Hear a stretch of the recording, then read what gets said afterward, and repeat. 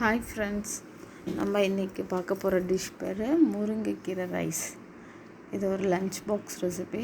Mostly ஒரு 10 to 15 மினிட்ஸில் செஞ்சிடலாம். ஃபஸ்ட்டு ஒரு 3 டேபிள் ஸ்பூன் ஆயில் போட்டுக்கோங்க. இது நல்ல ஹெல்த்தியான ரெசிபி ஃப்ரெண்ட்ஸ், கண்டிப்பாக ட்ரை பண்ணி பாருங்கள். ஈஸியாகவும் இருக்கும். இதுக்கு தேவையான பொருட்கள்: ஒரு ஆனியன், ஒரு டொமேட்டோ, ஒரு ஆஃப் க்ரீன் சில்லி, 5 பூண்டு பல், முருங்கைக்கீரை ஒரு கைப்பிடி. ஃபஸ்ட்டு கடாயில் ஆயில் போட்டோன்னே க்ரீன் சில்லியும் நல்லா பூண்டு நசுக்கி வச்சுருக்கேன், அதையும் போடுங்க. நல்லா ஃப்ளேவர் கொடுக்கும். இன்னும் நிறைய பூண்டு வேணுனாலும் சேர்த்துக்கலாம், நல்லாயிருக்கும்.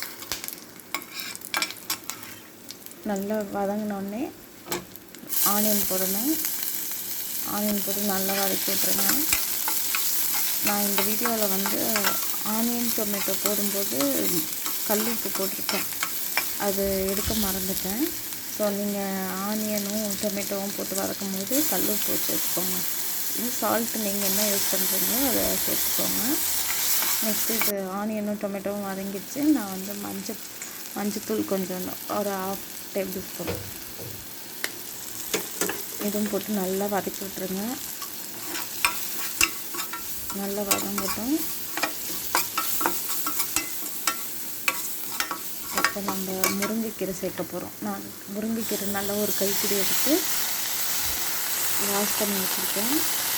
நான் கொஞ்சம் காம்பாக தான் சேர்த்துருக்கேன், ஏன்னா காம்பில் தான் இன்னும் கொஞ்சம் சத்து இருக்கும். அதனால் நான் கொஞ்சம் காம்பாக சேர்த்துருக்கேன். நீங்கள் எப்படி செய்கிறீங்களோ பார்த்துக்கோங்க. நல்லா ஒரு 2 மினிட்ஸ் வதக்கி விட்டுட்டு மிளகாத்தூள் இருக்குல்ல, நான் என்னோடய பேபிக்காக மட்டும்தான் செய்யணும். ஸோ அதனால் ஹாஃப் டேபிள் ஸ்பூன் தான் நான் சேர்த்துருக்கேன். நீங்கள் பசங்களுக்கு எப்படி உங்களுக்கு தேவையான காரம் போட்டுக்கோங்க. நான் நல்லா வதக்கி விட்டுட்டு 1/4 டம்ளர் தண்ணி ஊற்றிட்டு, உங்களுக்கே தெரியும் இப்போ இதில் முருங்கைக்கீரை வெந்துடணும். ஸோ அந்த மாதிரி கொஞ்சமாக தண்ணி ஊற்றிட்டு நான் 1/4 டம்ளர் தான் ஊற்றிருக்கேன்.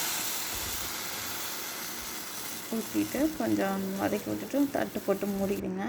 நல்லா ஒரு 6லேருந்து 8 நிமிஷம் வரைக்கும் வேகட்டும். நல்லா சுண்டி வரும் இந்த மாதிரி தண்ணியெல்லாம் வற்றி. அதுக்கப்புறம் நம்ம ஆஃப் பண்ணிவிட்டு ரைஸை போட்டுடலாம். ரைஸ் போட்டு கிளறலாம். நல்லா ரைஸ் உதிரியாக வடித்து வச்சுருக்கேன். இப்போ நல்லா ரைஸ் கலந்தோடனே நெய் ஒரு டேபிள் ஸ்பூன், குழந்தைங்களுக்கு தானே கொடுக்குறோம், நெய் போட்டால் இன்னும் கொஞ்சம் வாசனையாக நல்லாயிருக்கும் மதியானம் லஞ்ச் பாக்ஸுக்கு. ஸோ நான் நெய் ஒரு டேபிள் ஸ்பூன் போட்டு நல்லா கிளறி விடுறேன். இதுக்கு தொட்டுக்க நீங்கள் வத்தல் அந்த மாதிரி வச்சு விடலாம். நான் வத்தல் தான் இன்றைக்கி வச்சுருக்கேன். கஞ்சி வத்தல் சொல்லுவாங்கள்ல, அதை வச்சுருக்கேன். அவ்வளோதான் ஃப்ரெண்ட்ஸ், சூப்பராக இருந்தது ரைஸு. இந்த மாதிரி லஞ்ச் பாக்ஸ் கொடுத்திங்கன்னா காலி ஆகிட்டு வரும். கீரையும் நல்லா இறங்கிடும். தேங்க்யூ ஃப்ரெண்ட்ஸ், கண்டிப்பாக செஞ்சு பாருங்கள். தேங்க்யூ.